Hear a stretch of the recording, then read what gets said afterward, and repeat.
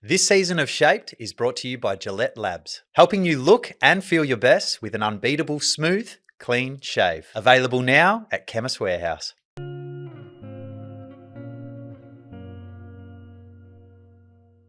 Dyson Heppell, freshly retired. Welcome to Shaped. I am really looking forward to this because you did live in the area that I lived in for a period of time during your career. Moved out to the south of the Yarra. True. But I'm really looking forward to understanding a bit more of your journey growing up, some of the challenges you faced during your footy career, and also what is next and what excites you about beyond today. You're a country boy at heart from Leongatha. Yes. Mum, dad, No doubt. brother, Aaron. Yeah. You've dialed in here. Brother Aaron and older brother Jamin as well. So, because a lot spoken about with Aaron because he was part of the VFL program. He had similar hair to you True. at a time.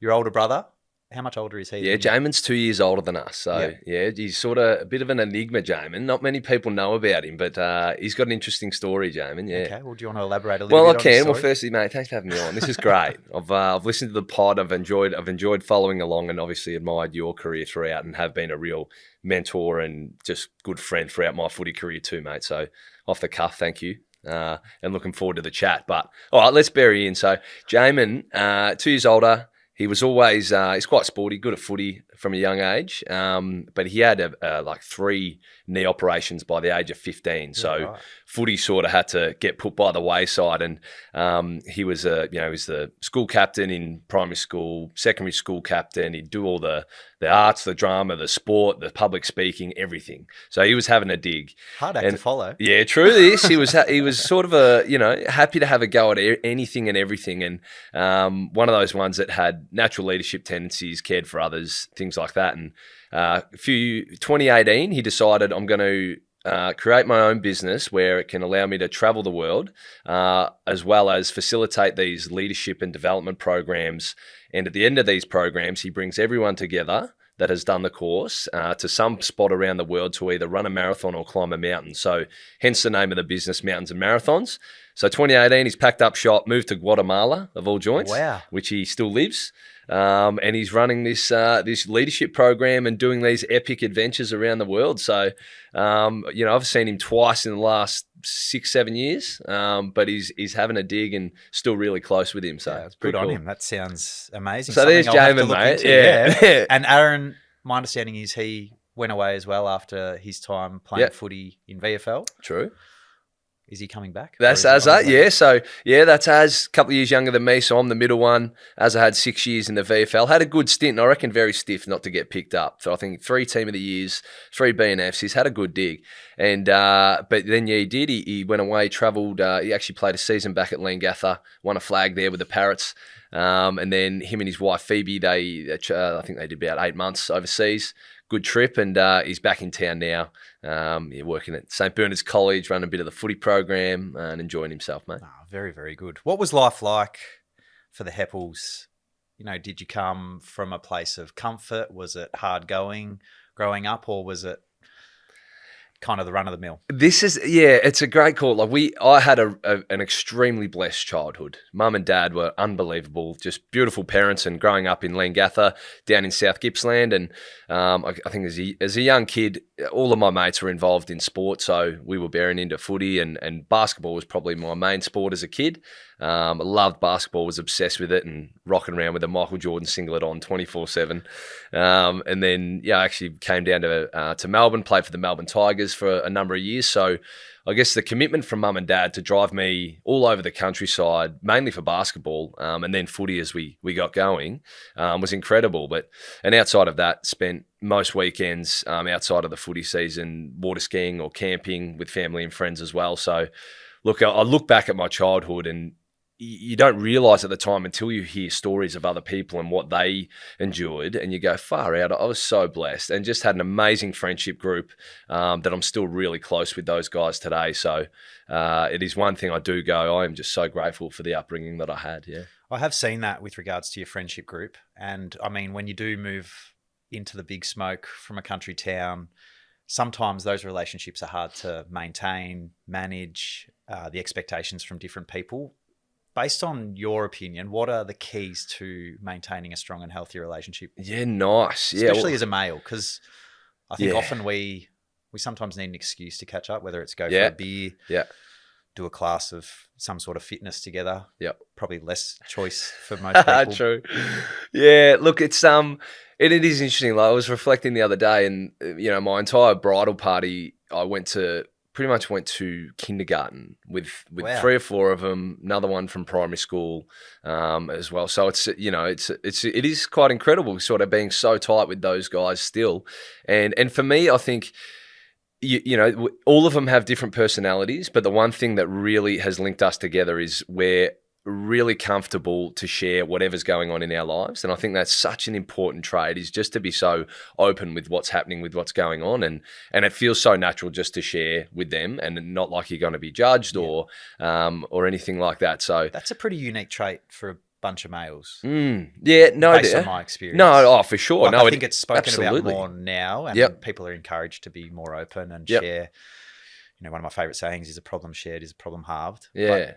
But has there been a time where you have genuinely had to lean on this bunch of friends in your, whether it be football career or life? Yeah, no doubt. And this is like Tommy, he's more one of the staunch boys in the group, and he's one that we sort of keep trying to crack open. And he's unbelievable in certain ways, but each one of them had their different characteristics on who they are as a person, which I love as the friendship group. But the main point in throughout my life, and it was probably going through the supplement saga throughout my time at Essendon, and it was just a really heavy emotional phase of my life, and that was probably the main point. I realised how good of friends these guys were, and how comfortable I felt talking to them about it, and how much they just normalized life and friendship and what actually really mattered. And that was just a really nice moment to go, man, they don't care what I'm going through or who I am as a footballer. It's just they just want to hang out with me, Dyson, as the person, and just knowing that they're there for me no matter what. So that was a nice little reflection point at, what was I, sort of 21, 22 years of age back then, going through that period. So yeah, some special times through that phase. Well, we'll touch on the Essendon saga, because obviously it was a significant moment through your career, and I'm sure that there was many lessons that can help people in their own journeys. But let's touch on your AFL career, because it's pretty outstanding. You pick 8 to the Bombers in 2010. You won the Rising Star in 2011, Club BNF a couple of years later in 2014, along with being All-Australian. Played 250, finished on 250. 253. 253. Yeah. Had an absolute put on a clinic in your last game, wasn't it? Yeah, got a few. Let's go to the Essendon saga, because, I mean, I'm someone who, by extension, was impacted. Yes. And I still hate it to this day. And I've had Job on the show, and we had a great conversation about the Brownlow medal and so forth. But no doubt. How much of a toll did it take on you? How old were you at the time? So the year we actually had off, 2016, what was I, 23. Might I add, 2016 was a year that I probably would have liked to have off as well. It's fair call. It was a crap year for the Tigers. Tigers. It boosted you into a couple of rippers, mate, so you can take that. Look, and I guess it began from 18, 19 through to that finality of that 12-month sanction. Yeah. And look, you come into the system. I was a mad Bombers fan as a kid, living out my genuine dream, playing for the Bombers, the team I supported, and had my idol, my hero as a kid, James Hird, as my first coach, and just having an absolute ball, so much fun, playing footy, learning, developing, growing as a player and as a person. And all of a sudden there, this supplement saga just caused it as an absolute shitstorm. And it soon put a really dark cloud on footy itself, and the joy, that real just fun and excitement around footy was drained. Yeah, and it took quite a toll on all of the people around me in my circle, and and it particularly hurt me watching a lot of the guys and how they handled it as well. It was quite devastating for a lot of boys, and it finished their careers, to be real.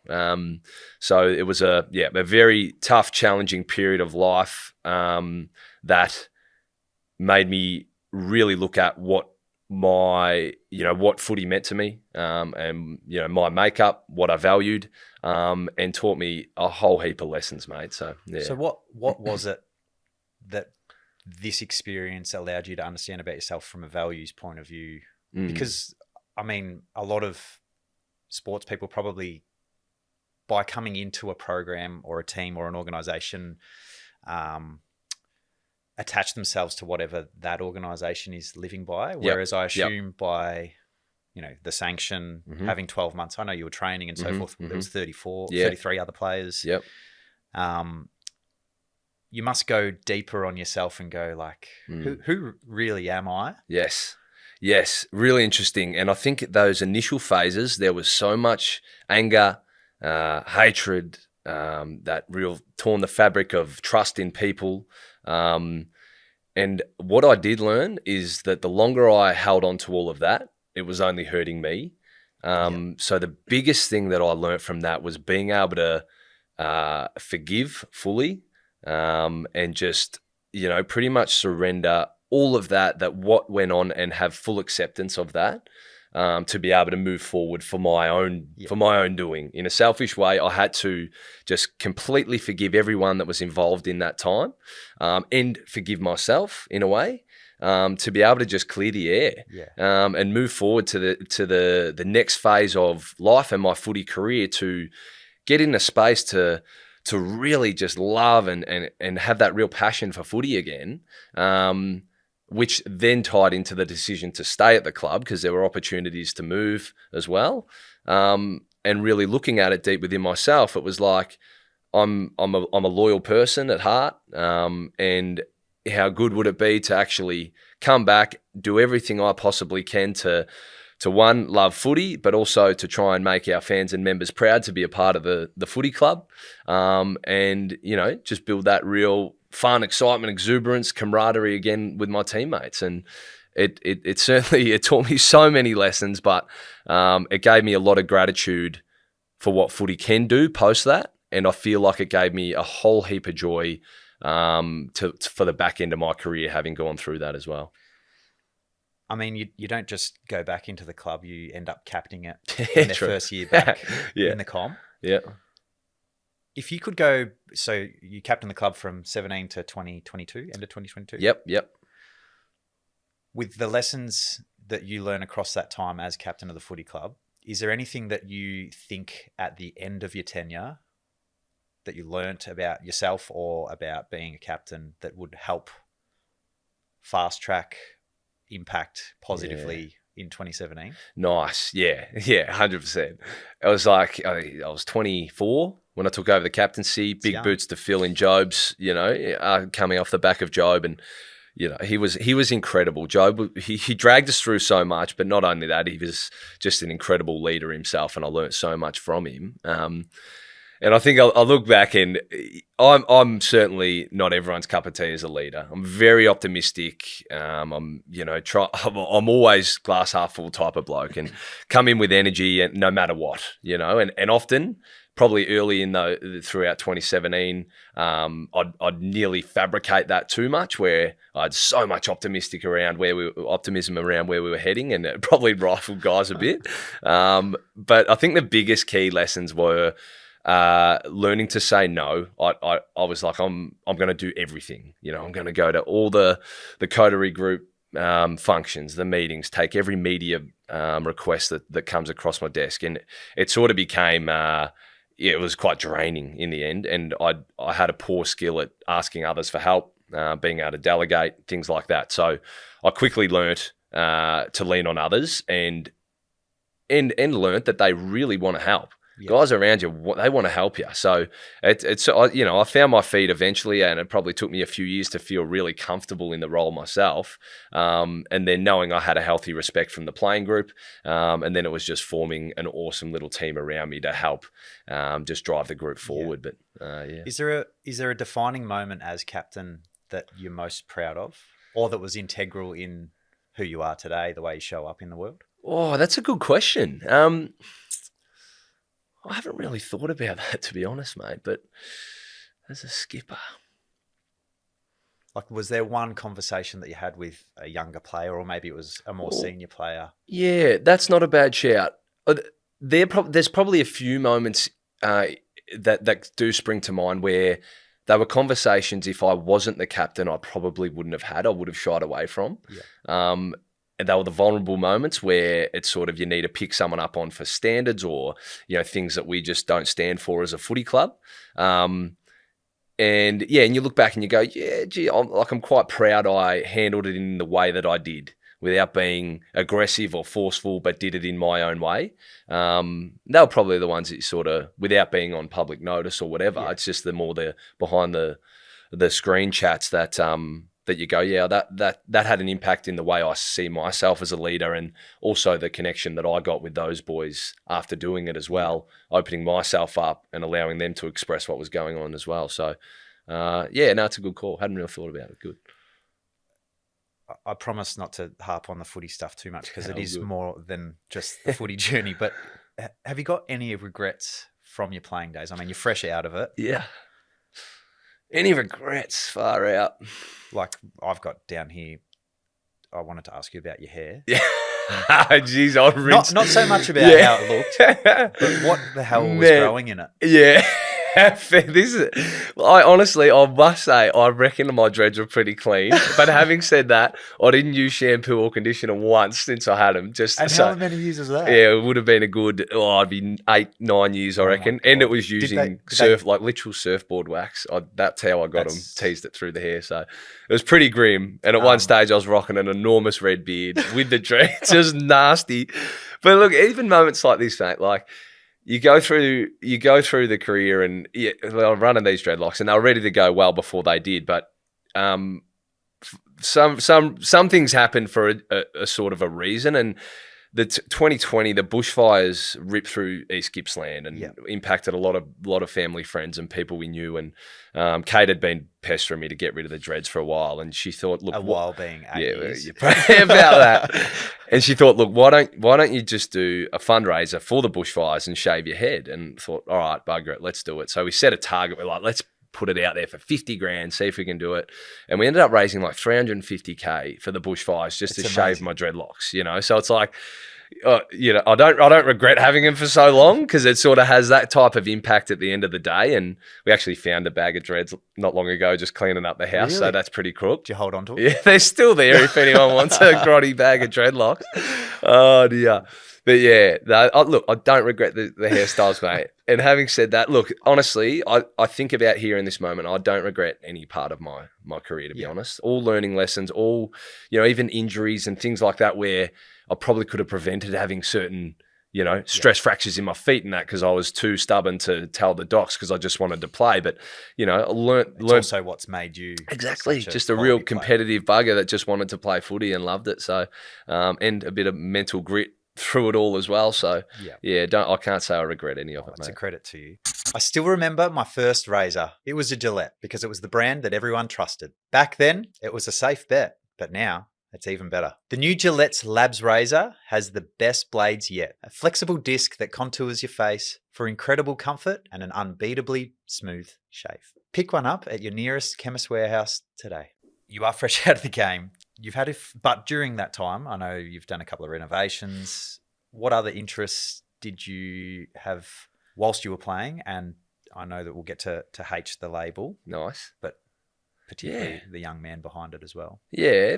Well, it's interesting, mate. Like I sort of went throughout the career and I didn't know exactly what I wanted to dive into post-footy. So, you see guys going through different uni courses and I'm sort of sitting there going, maybe I should be doing something. And at the same time, I was like, look, I'm not dead set completely passionate about one avenue that I want to sink all my time and energy into that. So for me, I actually really enjoyed talking to different networks throughout the footy club, businessmen, and having a look at different avenues and things that they'd done in their life. That I really enjoyed sitting in on board meetings, investing in certain businesses with people, and really enjoyed learning on the go like that. And even towards the back end of my career, I was like, I still don't really know what I want to do. And as you mentioned, did a few house renovations, enjoy the property side of things. I'm hopeless on the tools. Dad runs a building business. He had his own company for years, and I certainly didn't get those genes.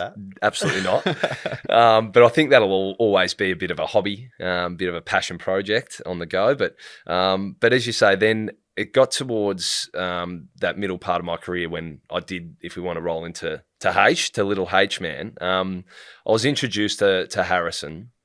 And this kid, for those that don't, so the backstory on it, mate, my grandmother, my Oma, Dutch heritage, she passed away from a condition called scleroderma, which is an autoimmune disease. Yeah. And Oma was the most loving, just genuine, giving person that I'd ever met, just a genuine sweetheart.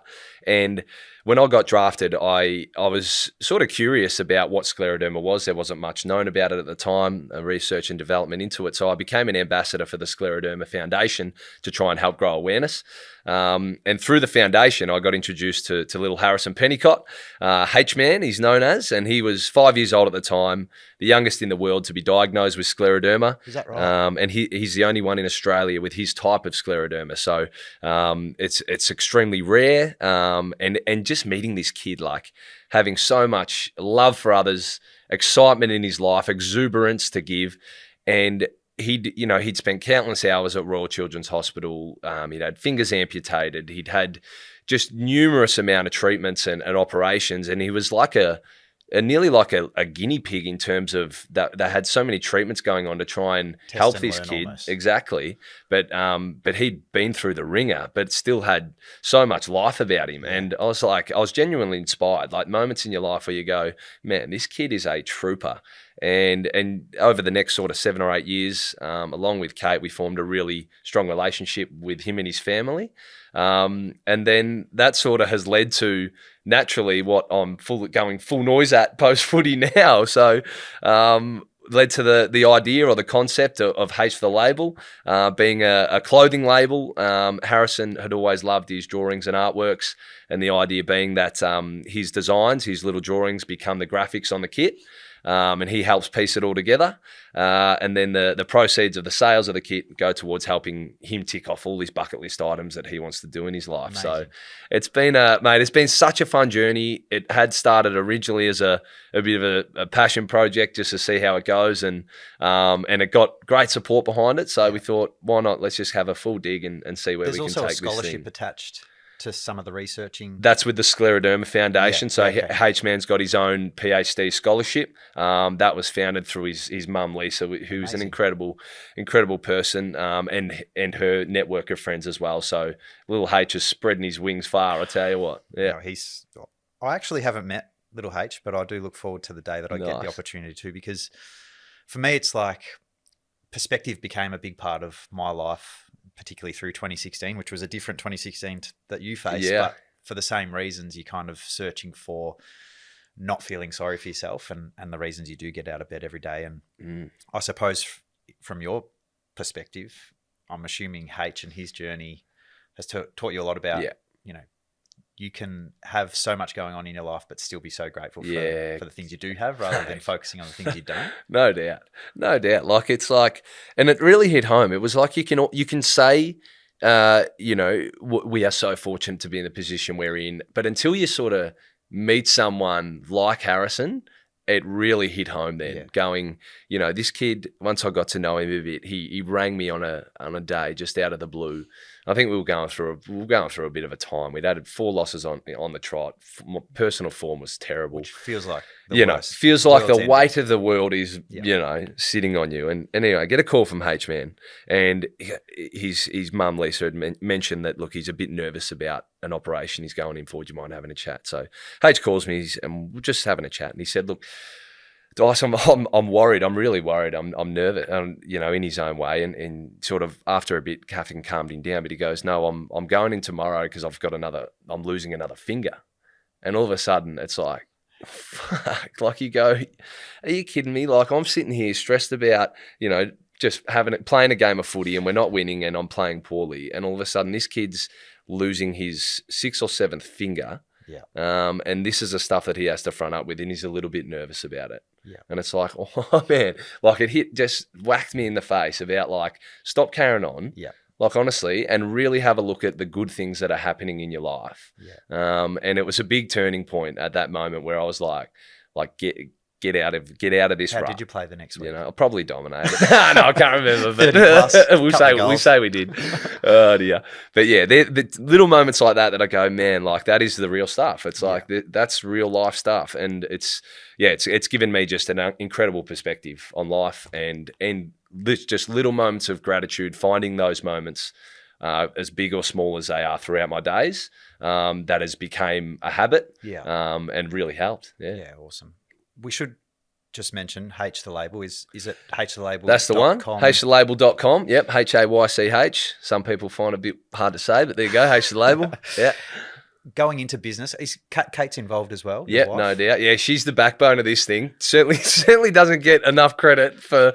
She's like carrying the ship on this. So, massive shout to Kate. She does all the back end work, all the nitty gritty stuff, the customer service, and it's a 2-man team. We're just having a good crack here. What have you learnt being in business, as much as it is around effectively helping H live out his dreams and his bucket list items, but there is a serious side to it in running an e-commerce business. Mate, what's been the greatest challenge? Oh, man, business is not an easy caper, that's for sure. Far out. And a lot of respect to anyone that's had a crack at doing their own thing, I'll tell you what. So now I'm learning heaps, mate. I'm learning heaps around everything, finances, around just structuring things, getting everything ticked off properly, and then onto the clothing itself and sourcing and manufacturing. And we are very fortunate to have a great team around us, a company called Saucy that work out of Cremorne here in Melbourne. They've been unbelievable in helping us find the best factories in the world to make the best quality kit.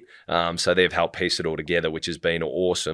But yeah, what I have also learned, it is very important to have amazing people around you to steer you in the best direction. And you also don't need to be a jack of all trades. It's kind of like stick to what you do best and surround yourself with great people that can help build that thing up. So, speaking of great people and amazing people, you did get married in January to Kate. True. Yeah. 12 years. 15, I think. I think it was 15. Well, 12 years engaged.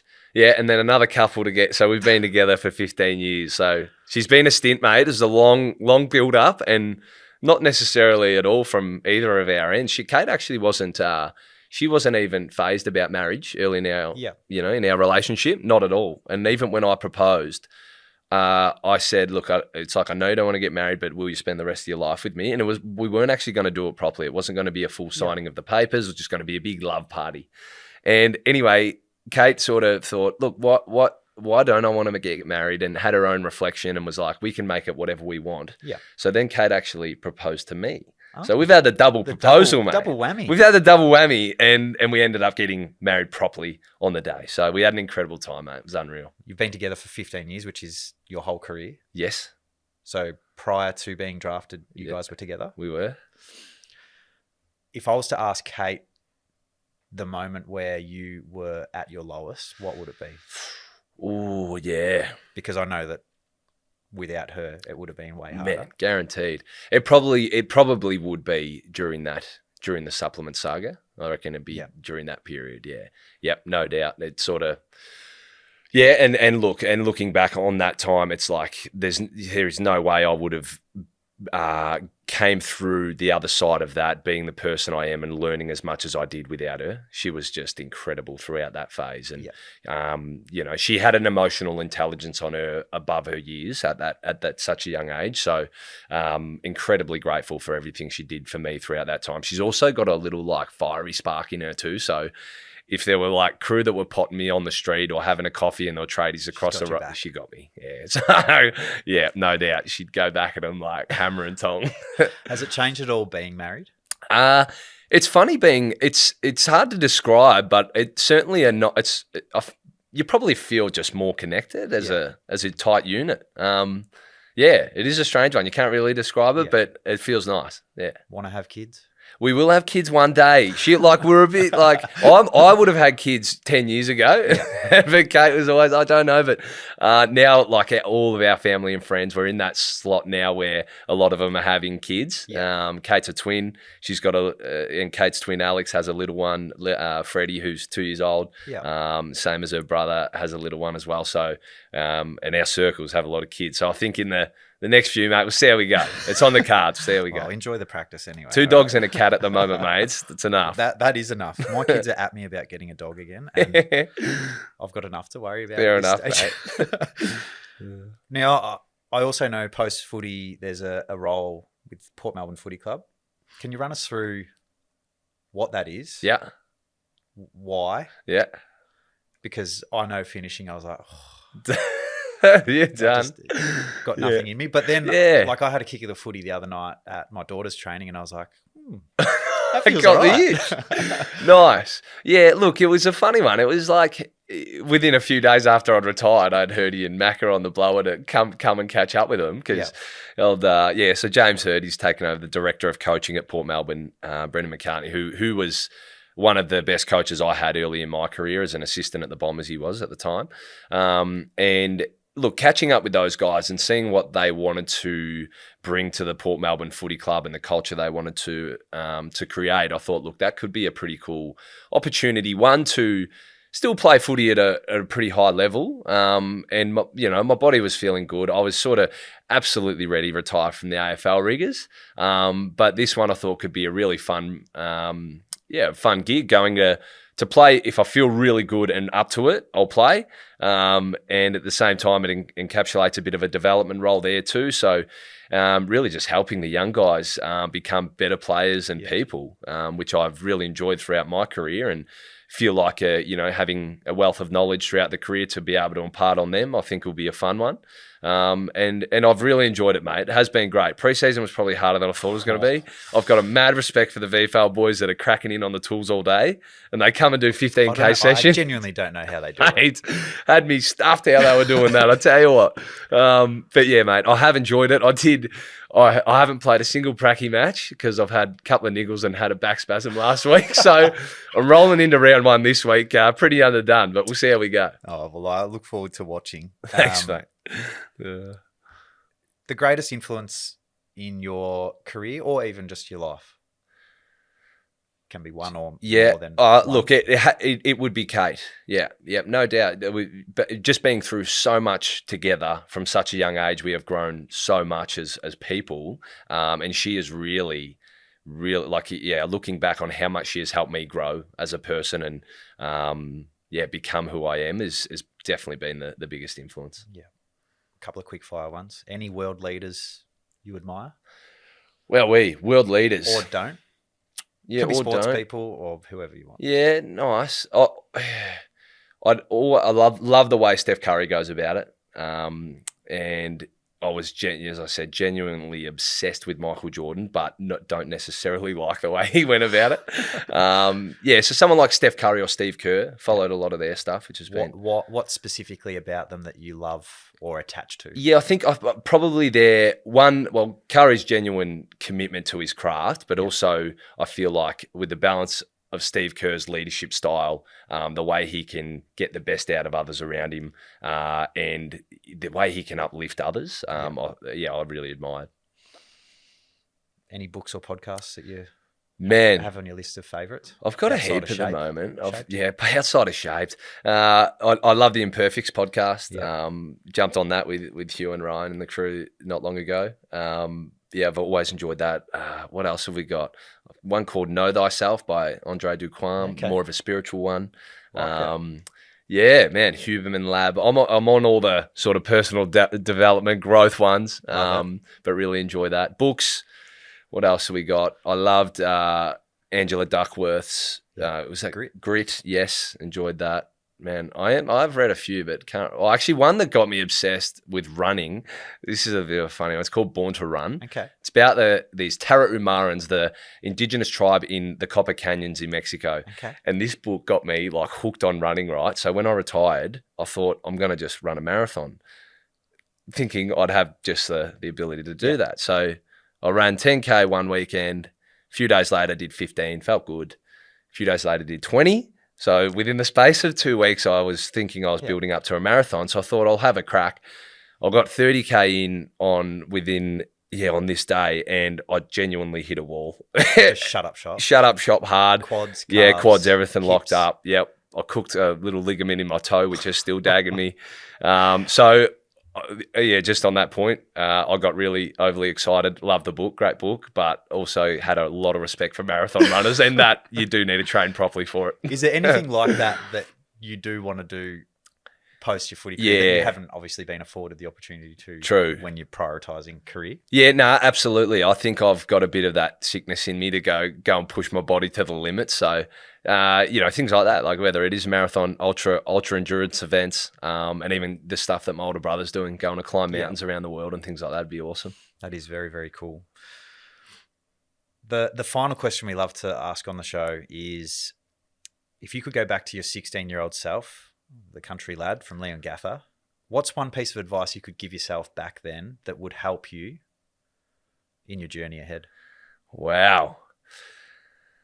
I think looking back now, I think it's everything that you've gone through has got to where you are. So I think I would say to him, just be a bit lighter on yourself. And just genuinely enjoy the ride no matter what's going on in your life. So, I think that'd be the main one. At times, throughout my life, I got so pent up in trying to be the person that others wanted me to be. Yeah. So I think I'd go back and just be like, just go and do you. Just be you. Be comfortable in who you are, and enjoy the journey. That's beautiful advice, and I think there's a lot of people that will benefit from that. Do you see it in today's youth where they're just, whether it's from social media or a friend that they respect or love or think is cool? I'm the same as you. It's kind of like you're forever chasing or trying to be someone that you're probably not. Yep. And how good you feel when you actually do come to terms with the fact of how good it is just being yourself. Oh, no doubt. But probably what I have experienced, particularly in the last couple of years of my career, were the guys that were coming in. I feel like they were far more self-aware than I ever was, far more mature, confident in who they are, and more than happy just to express themselves fully. So whether or not that has come from it's become more socially acceptable to put yourself out there on social media and all that kind of stuff. But I think it was a good thing, the guys that I've met, particularly that come in the footy club over the last couple of years. But sort of that's me, man. I'm like, I got so caught up in trying to be someone I'm not, and still do. Guilty of that anyway. too. Don't worry about that. Well, Hep, I have thoroughly enjoyed catching up with you.